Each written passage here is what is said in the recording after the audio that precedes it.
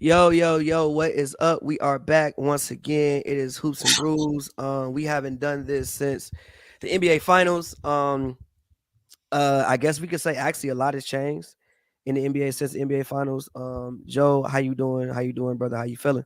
It's good, man. I'm good. I'm good. Summer's off to a good start for me. Enjoying the weather's been amazing out here. I've been riding with the roof off last couple of days. Right. Feeling good. Spending time on the beach. Back active. I'm actually trying to become a full-time basketball player again. I'm in a little rec league. I've been working out. I'm feeling good, man. Don't sprain your ankle again. Following post hoops. I'm good. I wear two ankle braces now. I wear two ankle braces, and I got some new hoop shoes. I got some Hardens. Okay.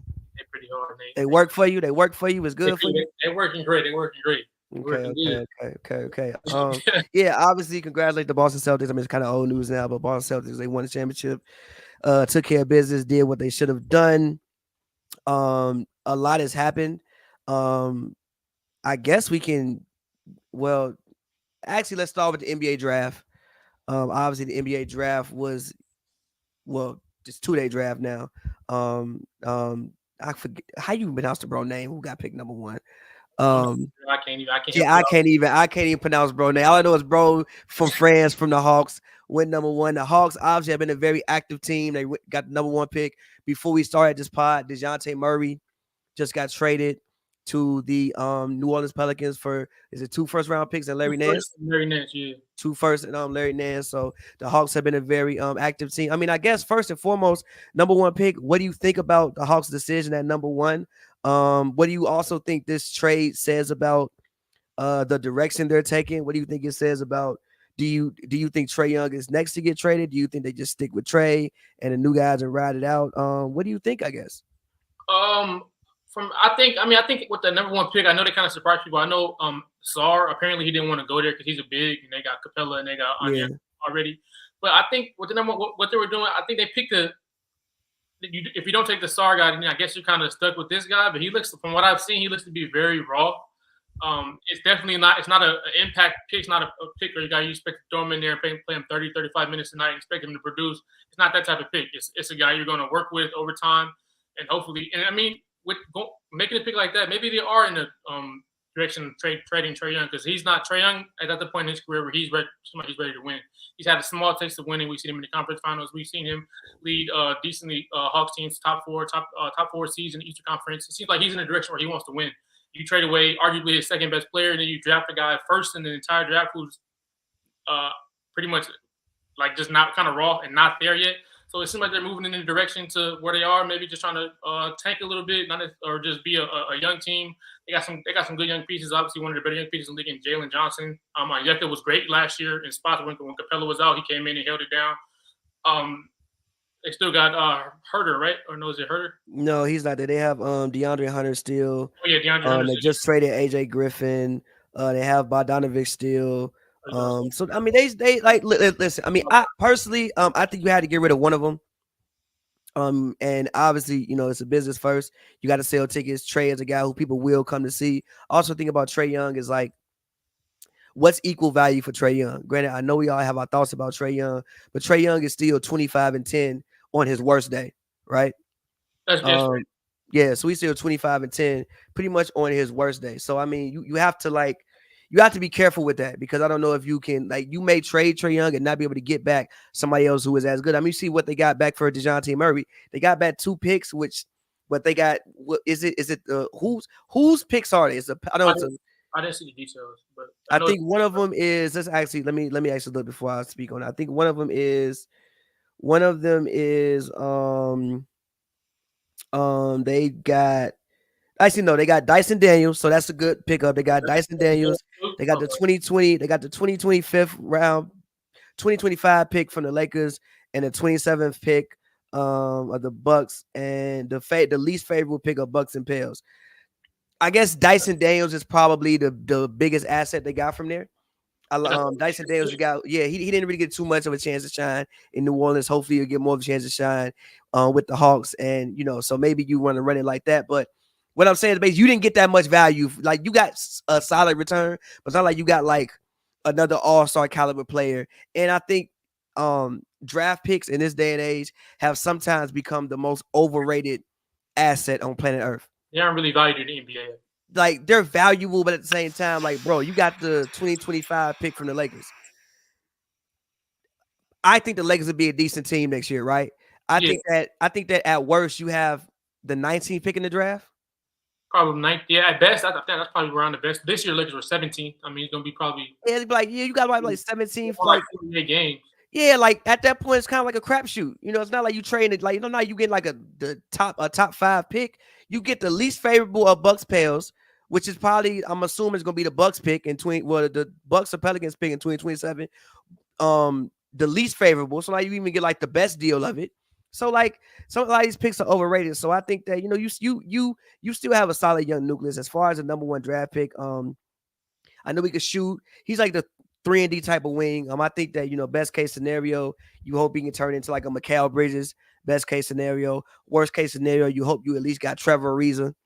You know what I'm saying? A guy like that. Best, like I said, best case scenario, you got Mikal Bridges. Worst case scenario, you got like a Mikal Bridges. Or no. Worst case scenario, you have a Trevor Ariza or like a Cam Johnson type of guy. So we'll see with him. But as far as the rest of the draft, man, what did you think about it? What do you think about these selections? Do you think there were any winners, losers? Give me your thoughts. I think it was an interesting draft. They say it's literally the oldest draft in over 20 years. A lot of oldest draft, like as far as like the average age of players drafted. Fair, that's interesting. Yeah. A lot of players are 23-year-olds were drafted. A lot of 4-year seniors were drafted. A lot of older guys. I just I'm honestly I'm with the popular opinion on this draft. A lot of the guys were, you know, most people weren't familiar with. There was 3 Frenchmen took in the top 10. That's the first time. By the way, we're getting smoked in 2028. We're not winning. That's cap. We're getting smoked in 2028, bro. We're not winning. We might not medal in 2028. You gotta stop tweeting that. You never we're heard getting smoked in 2028. You ever heard of John Morant? Have you ever heard of Wemby, Rudy? You never. They're gonna be on the same team. So, in FIBA rules, we're not winning. But continue. We're not winning 2028. But continue. But yeah, I'm kind of with the popular opinion on this draft. Like, it was an older draft. A lot of the more of the big names would be next year. Next year you got Ace Bailey, you got Cooper Flag. But I thought it was a interesting. The draft was. I saw some of it. It was cool. I mean, older draft, not too many big names in this draft. I don't really want to run with the narrative of it's not a deep draft just because of the bigger names, just because we don't know the top. Usually people will run with that, but I don't want to run with that. I think there could be some good key contributors in this draft, but just because you don't know the name, I wouldn't want to make that assumption. I really like who the Lakers grabbed at 17. Dawson. He had over like a couple 35-plus point games. He's athletic, 3-level scorer, can shoot it from deep. They also got obviously they picked up Bronny and they picked up another guy, Blake Pinson, out of I forgot where he came from, but he shot the ball very well. I like what the Lakers did. I didn't really pay attention to too many other teams and what they did. I think the Lakers, they made up for what they did last year when they picked a guy who hasn't really panned out just so far. I know it's only been 1 year. I like what the Minnesota Timberwolves did in acquiring Rob Billy for 2030. And Terrence Shannon as well, who would have probably been a lottery pick had he not had the situation that he was acquitted of. I must say that he was. If he hadn't had that situation, he probably would have been a lottery pick. So I think the Timberwolves were a big one. I love them. They was like, oh, we ain't got enough offense. Bet we're gonna go out there and we're gonna get some offense. You know, we're gonna go out there and get Rob Dillingham, who could maybe be like a Jamal Carver spark plug type of guy. We'll go out there and we'll get a Terrence Shannon, a guy who's a lottery talent, late first round, who can also come in and, you know, get some buckets for you. For me, I love what the Spurs did. I love them picking up Steven Castle. Castle. If you know, Castle can really be. I know they say he's like a bigger Drew Holiday. If he can really be like a bigger Drew Holiday paired with Wemby, I mean, Lord Jesus, that's an incredible defense. In 3, 4, 5 years. Also, I really like. I like Nikola Topic going to the Thunder. You know, I know he's coming off of ACL, but if the Thunder, if there is one team who doesn't need a guy to come in and step in and play right away, it's the Thunder. They can wait 1 to 2 years for a guy that, if allegedly he was the best pick and roll player in the draft, if he can come in and be that. You have Shea already. You just got Caruso. You got Giddey out the way. If he can come in and be a pick and roll player off the bench, and if he can also shoot the ball, maybe he can slide into that, shooting guard position, or you can keep Caruso there, whatever it is, or he's your sixth man of the future, whatever it is. I just like that move for them, for that team, especially with the style of offense that they want to run. Also, I really like Donovan Clingan. I wish he wouldn't have went to the Blazers, but I get why he went to the Blazers. But I wish that he could have went to a team like the Grizzlies. I wish that he could have. I wish the Grizzlies could have jumped up to grab him.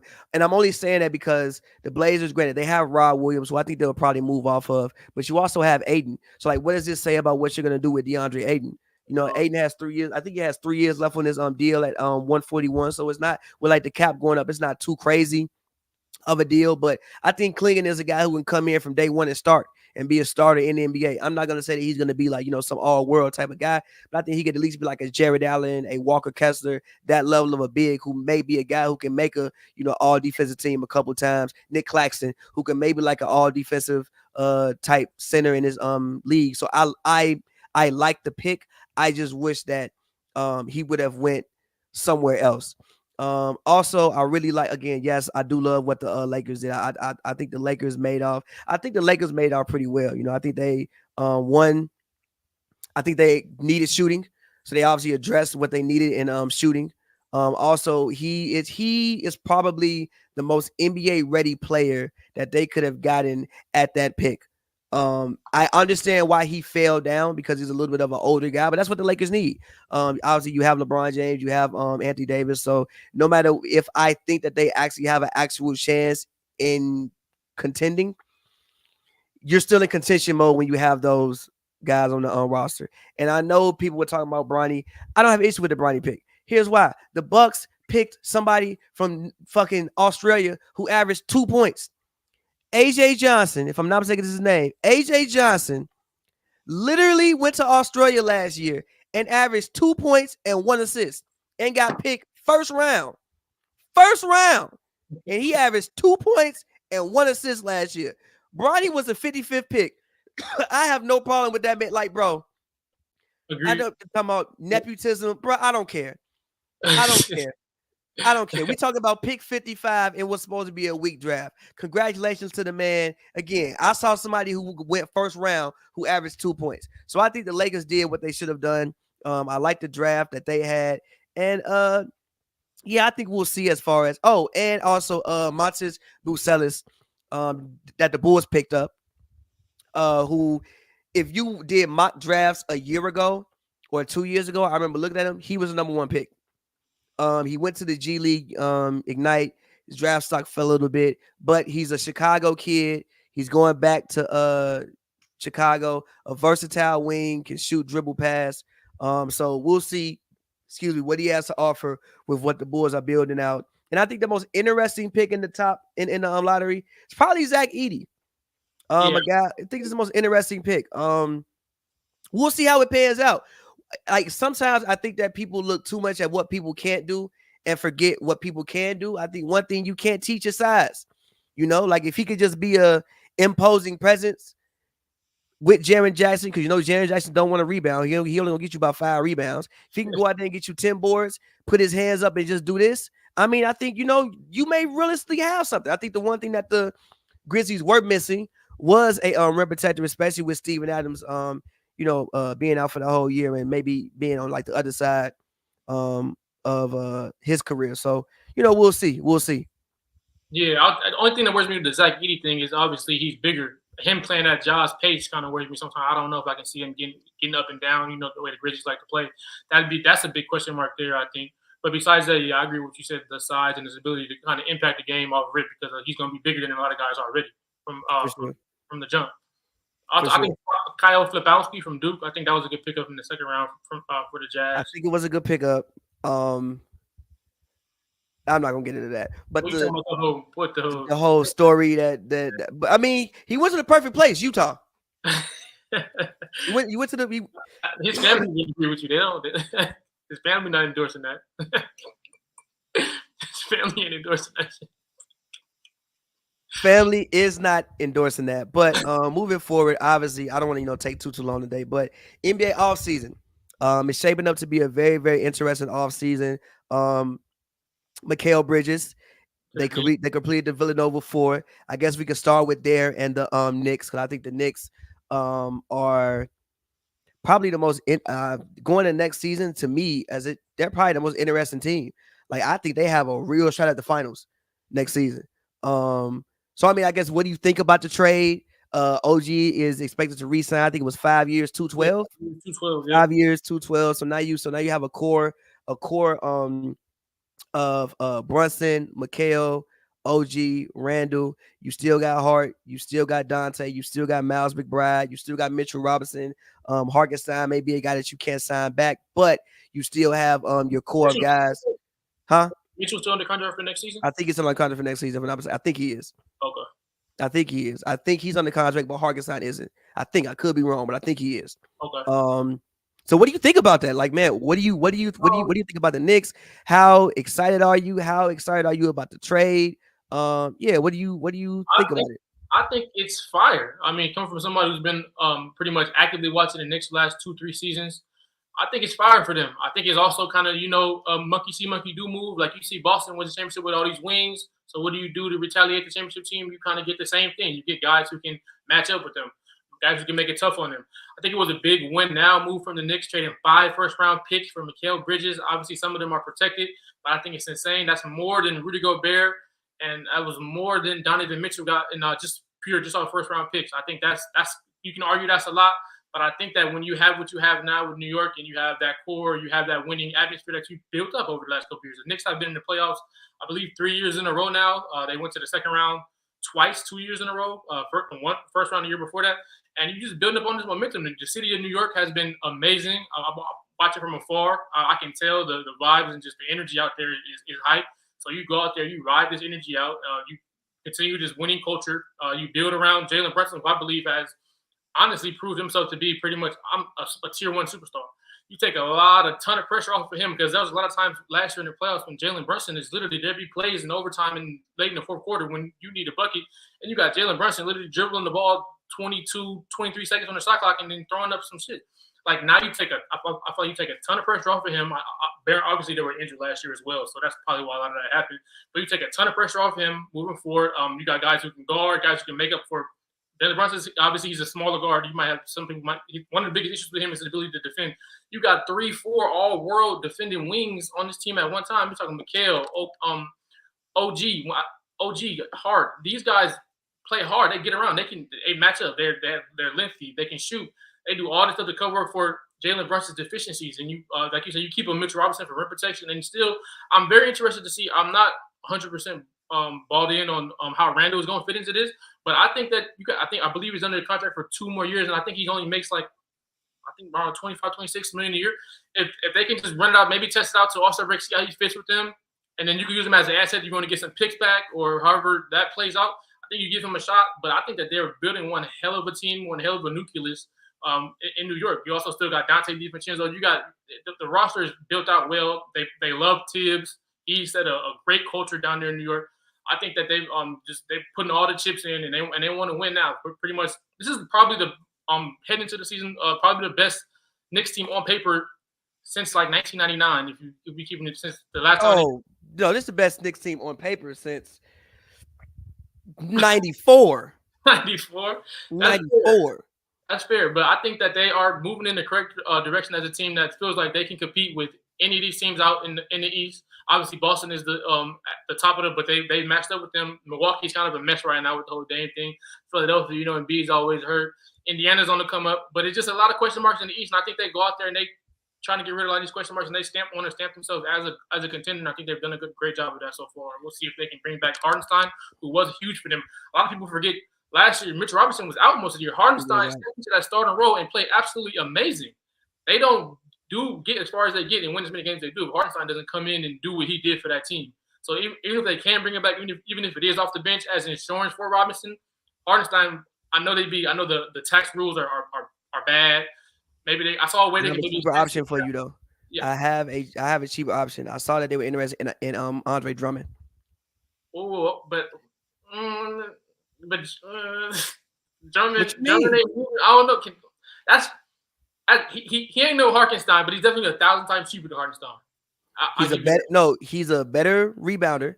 I think Hartenstein is a better passer, but Drummond can make a pass too.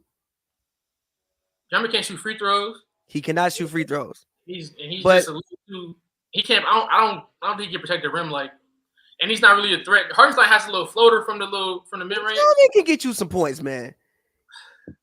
That's right under the rim. Yeah, but like you would assume that you would need less from him with the added weapons if you can stay healthy this year. That you would need less from here than what you were asking Hartenstein to do if you could stay healthy. It's a reasonable downgrade, so I'm not mad. It's a reasonable downgrade that you probably don't have a choice but to make because of the fact that you're so strapped with the cap and you don't want to end up in that first and that second apron because that shit is crazy. The penalties for not being in those aprons is insane. So if you want to avoid those by all costs, I think they can do something. Maybe I'll hate to see him go with maybe Shed Miles McBride, and then maybe like you said, instead of Hartenstein, go with like a Drummond or something. But if they want to avoid that tax apron, that'd be all. They could also ship Randall for some picks, but there's plenty of options with this team, and I really like what they're doing, making it very clear that they want to be they want to come out the East next year. Yeah. So for me, I mean, when I grade the trade as far as like the Mikal trade, I think it was perfect. I mean, yes, they got more picks than those other teams did for Rudy and Donovan, but I think what people had to realize is, for one, Rudy's contract situation wasn't favorable. He's getting like 200 and he was on a supermax. So like that contract situation isn't favorable. Mitchell was, I think, also a 2-year deal, so you don't even know if he's going to re-sign. Mikal Bridges on a very favorable contract. Yeah, really good contract. 2 years, really good contract. 25, really good contract. Yeah. He's in. I don't think they have any doubt in their mind he's gonna re-sign for the long haul. So I think the 5 picks, it was worth. You gave up 5 picks and Bogdanovich. 4 of the picks not even gonna be good because I'm assuming the Knicks gonna be a very good team, a 50-win team for the foreseeable future. So we're talking about the 24, 25th, 26th, 27th pick in the draft. Not to say you can't get a player at that stage in the draft, but it's increasingly rare to get a starting quality player at that point in the draft. The best pick they gave up is the Bucks pick, I think, in 2029. The Bucks might fucking suck in 2029. They might be awful. So that pick, fair. You might have got like the top 5 pick in 2029 because the Bucks might suck then. But you gave up 5 picks. That's probably gonna be like maybe a guy who you get a rotation player. Maybe you get a starter out that group for Mikal, who's on a decent deal. You don't even get into cap hell with this team. The only person on a max is OG. And the cap about to go up. So OG's max, he ain't even he don't have a super max. He got the regular max and the cap about to go up. Mm-hmm. You can still run it with this team, see how Randall fits in. If Randall doesn't fit in, which I think he does fit in because you still need his creativeness. Yeah, exactly. He's still probably your second best playmaker. He's still probably, as far as when it comes to putting the ball on the floor and getting the bucket, still probably your second best, arguably maybe your best at times because Jalen Brunson, he is 6 feet. And sometimes when you are 6 feet, I know he did some, heroic things in this playoffs, but the deeper and deeper and deeper and deeper you go, let's say you got to do that against Drew Holiday and Derek White. I think it's a little different doing it against Drew Holiday and Derek White than they are doing against Nembhard and Halliburton. I would just say I think it's a little different. So sometimes Randall still might be your best option when it comes to putting the ball on the floor and actually going to get a bucket. But I love what they did, bro. And even from just a size wise, I think that they were too small last year. You had Dante and Brunson in your backcourt, brother. You not you got 6'3" under in your backcourt. Now we got Brunson and we got trees. We got Brunson, everybody else 6'7" and above. You got Brunson, you got Mikal, you got OG, you got Randall, you got whoever at center. You can match up with whoever, and realistically, I think you could beat whoever. I don't see why this team cannot be an NBA Finals team next year. Now, granted, obviously, they're gonna have contract situations in about 2 years, but you come to that bridge when you come to that bridge. Also, you hope all these guys know each other, and again, they won in college. I don't think you can ever take out liking somebody, liking your teammates. I don't think that you can ever discount that. I think that one of the things about the Knicks was you could tell they all played for each other. It was no egos. They liked each other. You could tell that this season when they played, which is what made you, root for this basketball team. The only thing that you hope that the Villanova 4 don't outcast the rest of the locker room. They bring the rest of the guys with them. And it's not like those Villanova guys, and then everybody else, they lock us all right here, and Randall way over there somewhere. You know what I'm saying? Hopefully that doesn't happen. But yeah, so I think this was a great deal for them. I know people talking about the picks, bro. Fuck them picks. I'm all for fuck them picks, bro. Like, bro, fuck them picks unless you don't know what kind of squads you're going to have in 4 years. Ain't none of these guys even 30. I think it's about like 4 years till these guys even get like 30 for real. They got a young core. Yes, you have a very, very, very young core in the Eastern Conference. That's, I mean, granted, I think Boston should be the favorites to repeat as I look around the league, but we already talked about Porzingis going to be gone to start the season. You already know how Porzingis' injury issues is. I think they did a ton of games with him being out last season. I think they won. I think they were like 30-5 with Porzingis out last season, something like that. I don't think Porzingis missed that many games, bro. He missed 35 games last season. I don't think it was 35 games, bro. Let me go look at that. I don't think it was 35 games last season. KP last season, he played 57 games. What's 57 minus? It might be around like minus 82. What's that? It might. You might be. It's like 23. Okay. Oh, okay. He played 57? Yeah. It's like 26, something like that. 25 games. Yes, but you talk about Horford, another year older. You know what I'm saying? So like he's going to be 39 at this point. Also, I don't really know what additions they can really make to their team. So I'm just saying, when I like look at the Eastern Conference, I think, granted, we got to see what Philly does and what everything else happens, but I think the Eastern Conference is pretty much wide open. So at that point, why not go for it, bro? So, yeah. But moving on, I want to talk about my hometowns. I know y'all talk about the Hawks in the thing. We talked about the Hawks. I'm sorry if you missed it. We talked about the Hawks. We came more with that deal because they just happened as we had logged online. But I want to talk about obviously the OKC and Chicago made a trade. Caruso for Josh Giddey. I guess, what do you think about it? What do you think about the direction that the Bulls are going in, direction that the Thunder are going in? Yeah, like, what do you think about the trade? Starting with the Thunder first.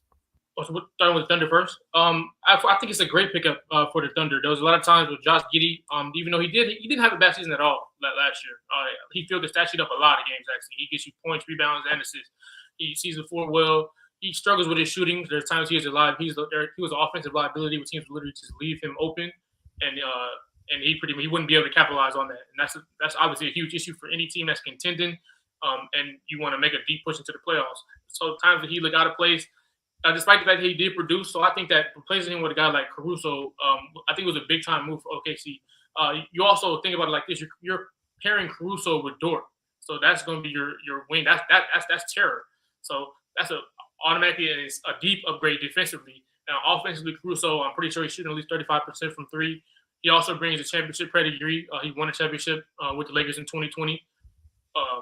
And this is a team that wants to compete. They were the number 1 seed last year. They competed like hell against Dallas this year in the semifinals. Could have won. You still, huh? They could have won. They could have won, exactly. And some people would argue they didn't win because Giddey's inability to capitalize on those situations where he was being a lot of time kid. He'd implement defensive schemes where, let him beat us. If Giddey beats us, that's fine. That's fine. I think Caruso will find a way to be effective off ball. We've seen him do it multiple times in the past, whether it was with the Lakers when he won a championship or even last year with the Bulls.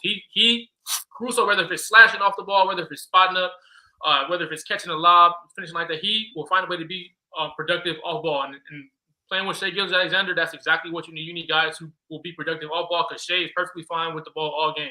The man is a high usage, high volume scoring machine, efficient scoring machine. So you need guys like Caruso to make his job easier on both ends. I think it was a great pickup for OKC.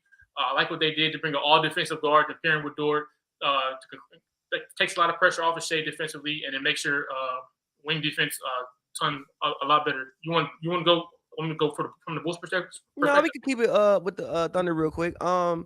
I think the most important underrated part about the trade, number one, yes, Caruso's defense, and now you have Caruso and Dort, which is hell for a lot of people.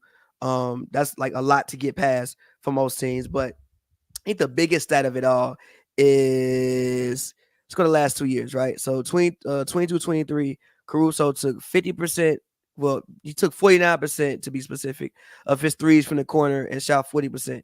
This year, he took 36% of his threes from the corner and shot 39.7%, which is basically 40%. Basically, he's a 40% corner three-point shooter. He's basically a 40% three-point shooter in general. So if he took, 50% of his threes from the corner, in the year I'm talking about, and that year he took how many threes in total? He took 2 threes. So basically, most of his threes come from the corner for the most part. And he took 5 threes last year, and I think 39% of them came from the corner. Basically, he can hit a corner three. Having that with Shea, having that with Jalen Williams. So two of the guys are probably going to be handling the ball most of the time. Obviously, Jalen Williams didn't have the best finals, when the best conference semifinals, and they still almost won. Like if they would have hit 10 more threes, 15 more threes, they probably would have won that series. Like let's be real. If they hit 15 more threes, that's their series to win for the most part. So that they weren't that far off in general. And I don't think that they needed big changes. I think that Giddey, I fuck with Giddey, and we'll get to Giddey later on. I fuck with Giddey. I also think that Giddey's situation had a lot to do with him leaving and also with his play this season. He can say it didn't, but I think his situation had probably a lot to do with it. So I love the deal for them. Again, you get a veteran, a guy who can defend. You open up space for Shea to be able to create. You open up space for Jalen Williams. And again, you got the other guys just growing. Also with the draft pick that they made. Like even if, I don't know how old Caruso is 29 years old. It's not like he's ancient. You know what I'm saying? He's still, somewhat of a young player. He knows what it takes to win. He's been a part of winning basketball. And with all the other guys you have. And you still got $30 million in cap space, which I think will be really interesting to see how they feel this $30 million. Do you go out? So OKC. Do you go out and you get a Harkenstein? Do you go out and you get a Clay? Is there a guy where maybe you want to just trade for somebody and just absorb them? Do you try to go get a Laurie Marketing? You know what I'm saying? Like, could you put together a deal where, they would feel comfortable letting go a Laurie and you get Laurie in there? So I think there's many ways that the Thunder can go with this team, because again, they weren't far off last year. Again, like if they hit a couple, like they lost that series shooting, I don't know what they shot as a team for three, but it was terrible what they shot as a team for three. If they just make a couple more of those shots, that's them going to the West Conference Finals, and once they get to the Conference Finals, who knows what will happen. Yeah, if I'm not mistaken, as a team, they shot from three in that series. They shot 33% as a team from three. If they shoot 38, they win the series. And this is with the Mavericks shooting 39, basically 40%. What they shoot from three in the regular season? I know that's a huge drop off from three in the regular season. I know they shot at least 35 in the regular season, at least bare minimum, right? They shot 38%. 38, yeah. They were the number one 3-point percentage shooting team in the league. So basically, they shot 48% from three, and they shoot. So if they shoot what they granted, obviously it's the playoffs, things there, but if they shoot a little bit better, that's them moving forward. So I don't think that they were that far off. But we could switch it and take it to the Bulls side of things. For me, for the Bulls, I know I talked about this a couple weeks ago last week when the trade first went down, and Bulls fans were like, "How did they not get a pick? What the fuck? They didn't get a pick for this deal or whatever." I think that Josh Giddey's playoff showing and also Josh Giddey's situation throughout the year have people tripping about who Josh Giddey is as a basketball player. Josh Giddey can play basketball. Agree, for sure. I just don't think he fit with this Thunder team anymore, especially with what you see Shea is doing. I mean, Shea is an MVP candidate. You're gonna let Shea handle the ball, and if Josh Giddey isn't the best shooter, fuck is his point on the team for? Like, we already have Shea. If you can't shoot the ball, we're not gonna give you the ball over Shea. Like, what the hell? So, I think that like I said, I think that Josh Giddey's playoff performance and everything else had people kind of tripping on Josh Giddey, but I think it was an even trade. When the fuck I like Caruso, but when did Caruso become Drew Holiday? Like, I like Caruso. He ain't that damn good though. Like, it was a very even trade. I don't think that they needed to get a pick. And I know people talk about, why they couldn't get picks, bro. The pick you were probably gonna get for Caruso, like you said, we were in group chat, so you were like, well, they got offered 2 first-round picks for Caruso. The teams that probably wanted Caruso are probably contending teams. Goes back to what I said. Sure, they probably offered you 2 first-round picks. Those first-round picks were probably the 26th pick in the draft. This draft is a weak draft. Granted, you may be able to find some people, but when you picking that late, at that point, it's a crapshoot. You may get a guy, you may not get a guy. And the guy you get is probably not going to be better than Josh Giddey. Josh Giddey, I'm going to go out on a limb. I think Josh Giddey could win Most Improved Player next season. Well, that's hell of a limb. I think Josh Giddey, granted, if the Bulls do a complete roster turnover, which I think they should. The only way this makes sense, and if they do get Levine, thank you for your service. Bye. If DeMar want to come back, don't even pick up the phone. I love you, DeMar. No, don't even answer the phone for that man. No. Vucevic, they got to pay somebody. No, they don't. Yes, they got to pay. Listen. Cap minimum, ain't it? They gonna get salary back for Zach anyway. He can have the damn salary cap. Whoever you gonna line up, cool. If you want to throw Patrick Williams some money, cool. Get Vooch off the books, take some bad contracts, do what you need to do, but restart this basketball team. Restart this team. Because like you're not going anywhere. You're not gonna be good with this squad at all.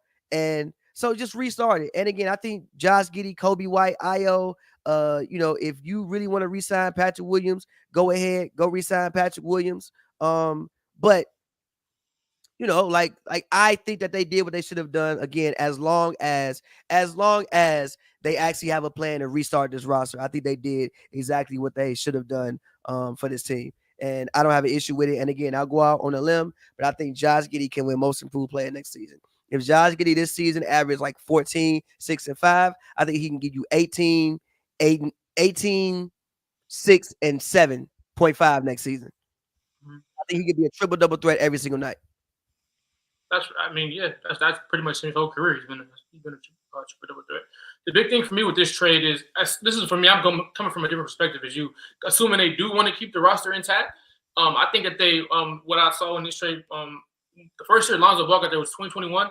The Bulls were a 1 seed when they had a high level playmaker. Obviously, he was a fluky 1 seed, but yes, I don't. When Lonzo Ball was on the court, I think if Lonzo Ball stays on the court that year, I don't know how far they lose in the first round. But I think when Giddey, they see a lot of Lonzo Ball, and I agree with that. They're very similar archetype type players. Obviously, Giddey can't shoot the ball as well as Lonzo, and he isn't that athletic. But he brings a lot of characteristics to the Bulls that Lonzo Ball brings to the Bulls. And obviously, the Lonzo Ball project seems to be over. He's approaching his last year in his deal. There's rumors saying he wants to come back. There's videos of him dunking and stuff. But, they're probably just kind of over that situation. That I'm hearing a buyout is possible. So I feel like they just needed – they needed someone to set the table. Kobe White, obviously, I had an outstanding year. Almost won Most Improved Player, hell of a player. Playmaking is not really his thing. Ayo doing something new. Not to the playmate.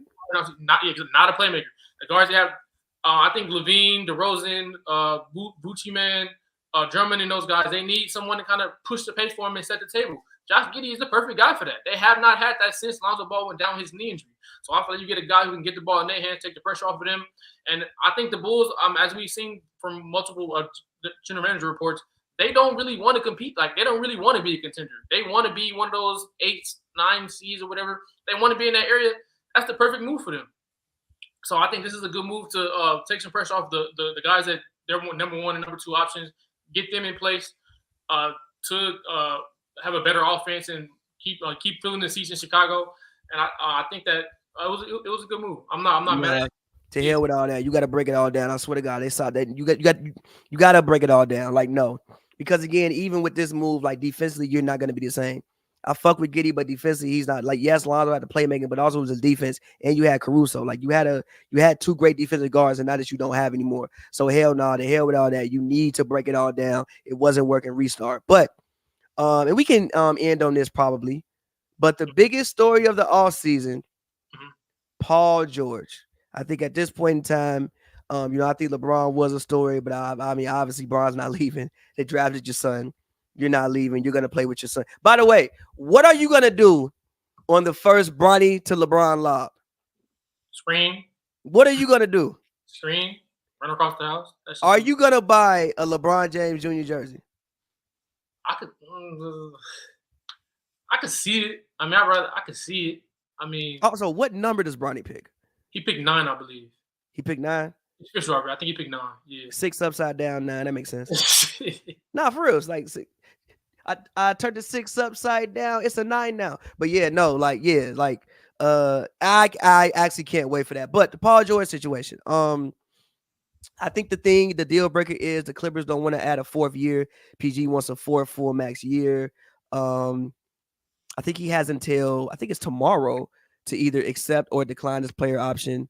So we'll see what happens with Paul George. But what do you want to see happen with Paul George? And actually, I have one other thing after this, but it kind of ties in to what I'm saying, so I'll bring it in. But what do you want to see happen with Paul George?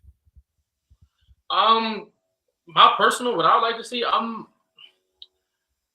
my personal in the perfect world for me, I kind of want to see him end up in Golden State. To be honest with you, I know there's been rumors there, and if Clay walks, I believe that there's a way that they can, if it's rather a sign-in trade, or I believe if Clay walks, they might have enough cap space to sign him outright. But I think that I like to see him in Golden State. I mean, I don't want to see Steph Curry riding away his years as a 10th seed in Golden State. I want to see him with another guy who can get a bucket from the wings, catch and shoot from the wing, guard the best player, take a lot of pressure off of him. I like to see him take his challenge there, if possible, in the perfect world for me. I would like to see Steph get another running mate, and I don't want to see him, just right away his last couple years. I think he'd help Kuminga develop. I think he'd be good with Draymond. I think he'd be good with those a core group of veteran guys. I think that Paul George, obviously at this point in his career, he probably wants to win. Probably wants to be around guys that are older, just like him. It's an older locker room over there. You got a veteran coach and Steve Kerr, championship veteran coach. You probably learn a ton from those guys. I just think that's the best scenario for him, and I think it's the best scenario probably for Curry and those guys. I think there's a way they can pull that off. I know that's like the least. I know obviously. No, I think they got to like sign and trade. I think they have to like Chris Paul, Wiggins. You probably had to give him like some picks, and that's a lot for fucking PG. Chris Paul, Wiggins, maybe take Moody and give a pick. Send over PG. PG want the full max. But so you give him the 4-year max. But yeah, I think a running meet like that in Golden State was still. I think that'd be fun to watch. I love to see him in a system like that. I think he can play. He can play in Clay's role, and he can come off and kind of play even like kind of a similar Durant role when he was in Golden State. I think he's very versatile. I think he fit right in, plugged right into what they like to do over there. And I think it'd be good for Golden State. I don't want to see Steph ride away these last couple of years as a 10th and 11th seed every year. I want to see Steph on the bigger stages, and I want to see him out there on these national TV games with guys around him who can also play. But that's just me though. I'm not mad at that. As far as I think this would tell a lot about PG's priorities. I don't think that would. I don't. If you just want to open a new stadium up, and have fun in LA and ride the, because it's probably your last big deal, right? I mean, maybe you play post this contract, but I think PG is 33, 34 years old now, which is crazy to think that PG is that damn old. But I mean, he has been in the league since 2010. But PG, right? Paul George is how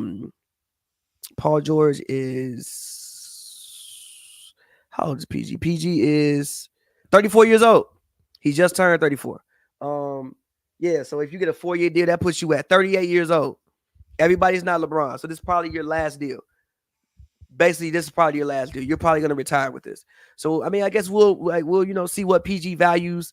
This is actually crazy because, like, when you play 2K, like, they have him start declining immediately, and you're like, oh, what's going on? But, like, he is 34 years old. Like, this is the age that people. Yeah, it's wild. I remember the young days, too. Yeah, so this is, like, his probably last deal. Also, fuck, but whatever. Yeah, it's probably his last deal. So, I think we'll see what PG's priorities are. Is it to win? Or do you just want to go somewhere, to hang out in LA, be around and do that for the rest of your career? Whatever you want to do, it's on you. You have completely earned the right to do whatever you want to do. But I think we'll find. First time he's been an unrestricted free agent. First time he's been an unrestricted free agent in his career. So he's probably, facts. Yeah. So we'll see what he wants to do. For me, it's not gonna happen. But also, a couple things. I think a very big thing is that everybody's kind of low key this offseason was KCP opted out his deal. Yeah. Philly. KCP opted out his deal. Philly. I would love a Michael Porter Jr. for Paul George signing trade. Michael Porter Jr. for Paul George signing trade. If you can retain KCP. I mean, I guess that works. I mean, it works. I've done it mad times. It works. A Michael Porter Jr. for KCP signing trade. I mean, well, that definitely is better for the Clippers. I mean, or you see, shit, he might be losing Russ. I mean, I'm not Michael Porter. They don't. Spot up, high value spot up guy is kind of would be nice on the Clippers. What about for the Nuggets? You don't fuck with PG for the Nuggets? I do fuck with it, but it's just kind of. He could shoot 40%. He could put he could put the ball on the floor. He's not who he once was defense. He could put the ball on the floor way better than Michael Porter Jr. Have you seen MPJ with the ball on the floor? They need him to do that. I mean, they kind of need him to do that this year. Yes, the fuck they did need him to do that this year. They did get exposed. They kind of needed him to do that. If you replace Michael Porter Jr. with Paul George, they beat the Listen. Timberwolves. Listen. If they can retain KCP, I think it's one of the biggest stories of the offseason that probably nobody is talking about, but KCP opting out because I think KCP can go somewhere. I think somebody would be willing to over. I won't even say overpay because he's a 2-time champion. Yeah, KCP. So I want to say overpay, but I think somebody will be offered. Like, what if Philly goes out and say, Clay, here's I don't know, fucking $100 million, and KCP here's 50. Fuck it, come on. So I think that's one of the biggest stories of the off season. But yeah, PG man, I just think that we'll see a lot about what what his values are. I think the Clippers as a whole is a very interesting situation. Allegedly, Russ isn't coming back. He's probably going to offer more money and more opportunity. I don't know where that's going to be. I think that the Clippers was a cool situation for him, but also he may feel a way about Harden coming over, because he was a starting point guard. He was playing great. Actually, he's playing great. Harden comes over, you bench him, so he may feel a way about that. Even Paul George's comments when he commented on we had a really good rhythm, and then Harden came, it was kind of a weird comment to say. So and then you may be frustrated with the Kawhi situation, who every year it seems like he can't stay healthy. Also with the way the way you guys lost in the playoffs, I still don't think that you guys should have lost the way that you lost. So you may be frustrated and want to maybe see if you can try to win one or just play more competitive basketball as your career winds down. And listen, I'm not mad at the Warrior situation. Also, we can't deny that he has a budding media career. So I also think wherever you go has to make sense for that part of his career also.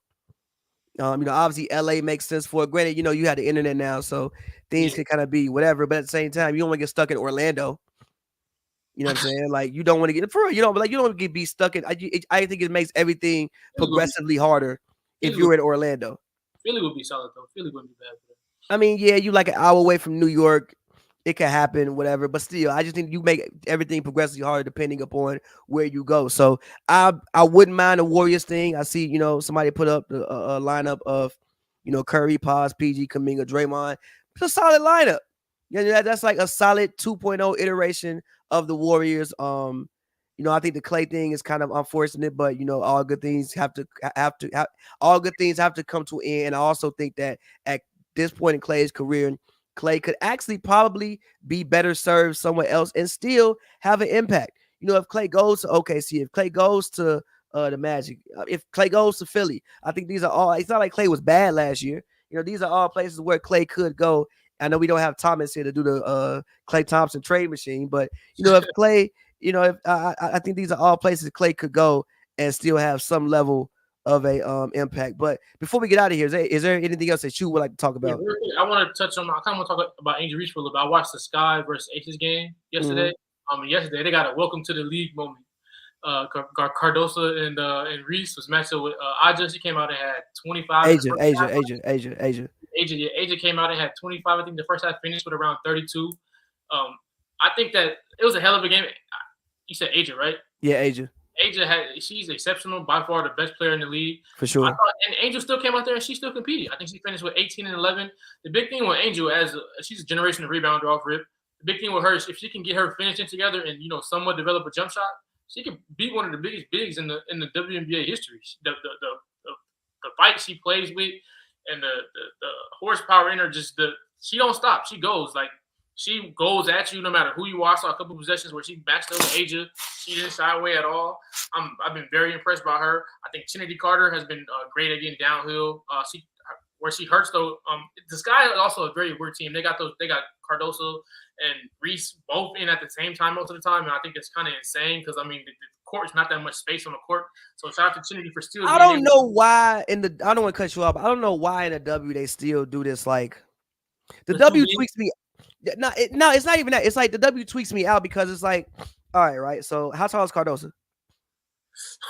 At least 6'8", I believe. I mean, she's not 6'8". She's taller or shorter? I don't think she's 6'8" though, bro. How taller or shorter? She got probably like 6'6", 6'5". She's 6'8". I'm looking right now. She's huge, bro. Let me see. It's gonna even go more to my point then.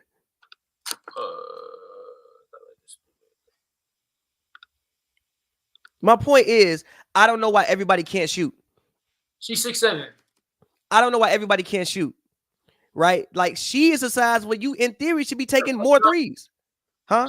Does she shoot threes at all? I didn't see her shoot threes. But I'm saying, like, that's my only gripe with the W sometimes. It's like, yo, like, actually, if you 6'6", you should probably be taking more threes. Like, you are a shooting guard size. You probably should. So my thing, like, when they play two bigs and like the W, like, I just think that everybody should be able to shoot or pass, dribble, shoot. Like everyone should be able to shoot. It shouldn't just be a 5'9" guard's decision to shoot. Like you actually should probably shoot less threes than somebody who's 6'4". Because in theory, you can get the ball so that you have a better advantage at shooting the basketball. So like with the two big things, like, I just don't know why. And yes, I agree with you. Angel needs to get a jump shot. She actually has like I've like seen her warm up and shoot. Like the rotation on the ball is solid. I think her form needs to get better. But the rotation on the ball is solid. And I'm with you. If she can, get to be able to actually creating her own buckets better. Yeah, I mean, if you already getting 20, I mean, not 20, well, 15 and 10 in your sleep, and you added some offensive creation to that, that's 22 and 12. Huh? She's like 38% from the field or something crazy. Even though majority of her shots come from in the painted area, she shoots like 35% from the field or something. Yeah, like if you can get that to 50, yeah, that's crazy. And also for a big, shooting 38% is terrible. You need to be about like 50 if all your points is coming from in the paint. But yeah, I mean, I just think shout out Angel. I think that just as a whole, just following, I mean, obviously I'm from Chicago, so I follow our Chicago people, and just seeing the level of interest that she's bringing to the game from women, which I think is like the most actually you're not mad about. I wouldn't mind Russ off the Nuggets bench. It would be kind of cool. I wouldn't be mad at that. She's shooting 40% from the field. He need to go to Phoenix, reunite with KD. I wouldn't mind that either. They need a fucking point. They do need a fucking point guard. But yeah, no, just a level of excitement that she's bringing in for women. I'm seeing women who like 2 years ago would have never ever went to a WNBA game, but because they know the name Angel Reese, and they know the personality of Angel Reese. It's something that the city can get behind. So shout out Angel for that. Shout out the whole WNBA, man. I think it's been a great season. I think that the Olympics will also do wonders for them as well. Because these ladies will be on a bigger stage. They're definitely going to win gold. They'll be on a bigger stage, coming back and rounding the season out. I think it'll be huge. And I think that, from here on out, I think we've been into a different era in the WNBA. And again, these athletes are just much more skilled. Like I remember when I first started covering the game 5-6 years ago, these players are much more skilled, much more skilled than what they were. Huh? Happened quick, the transition. Sure, yeah. I think we just learned how to train athletes better. And again, I mentioned this as well. We're just now getting to the point where like the women who are getting drafted always saw the WNBA as a career path. Like the shit started in 1997. We just now getting to the point where you got people who were born in 2000 getting drafted, right? Like people my age, I remember like I remember it always being there, but there was also a world without that. Meaning like your parents even look at things differently. With how serious they take you playing the game and training for the game differently when they grew up in a world where it didn't exist, right? Like if, I don't know, you're born in 80s and, you're a parent and your daughter is 18, you look at it differently because of for the most part, you've seen it most of your whole life. Or when I'm a parent, I've seen it my whole life for the most part. So, and my daughter wouldn't even have a concept of a world where that didn't exist, which I think in turn has an impact on the training and how seriously they take it and things of that nature. But if you don't have anything else to say, we can leave it there. No, but yeah, definitely. I agree. Women's basketball came a long way. I coached a youth women's team to a championship this year. Exceptionally talented. exceptionally talented young women on the team from top to bottom. It's came a long way to sport, and hopefully, I've been a fan pretty much the last 3-4 years, and I just think it's looking forward to what they got for the rest of the year. I know this year's been kind of compact because of the Olympics, and they playing a lot of games. Boy, they got Kaylin on TV every damn day, boy. I know she's tired, boy. I'll be watching. Kaylin is hella great entertainment. The teams are just so like there's such like you know what I randomly thought watching the Fever game, like I would pay Mike D'Antoni $1 billion to coach that team. Coach Fever. Oh my god! Like just replace a couple of pieces with some more shooters and some guys who run the floor. Mike D'Antoni coaching the Indiana Fever would be so. Yeah. Like that's just a red light around. I thought I had watching the game, but like that'd be crazy. And yeah, we could wrap it up on that. But yeah. For sure. But as always, man, thank y'all for watching. We had to take a little time off because I was tired of talking. I be doing pods like every damn day. Sometimes I be tired of talking, but we are back. Off-season talk. Obviously, we get into free agency. I'll be very interested to see, what other moves get made, what other trades get had, happen. It's been, I think, a very interesting off-season already. So yeah, man. Until next time. Well, as always, you can follow me on Twitter at pavyworld, pavyworld, all one word. Joe, tell them where the people can find you at. You can Instagram, Joel R. Wilson, Twitter at the Jolt with 2 S's, THEJOLTSS. Thank y'all for tuning in. Good episode, Pavy. This was fun, bro. My dog. We'll holler at y'all.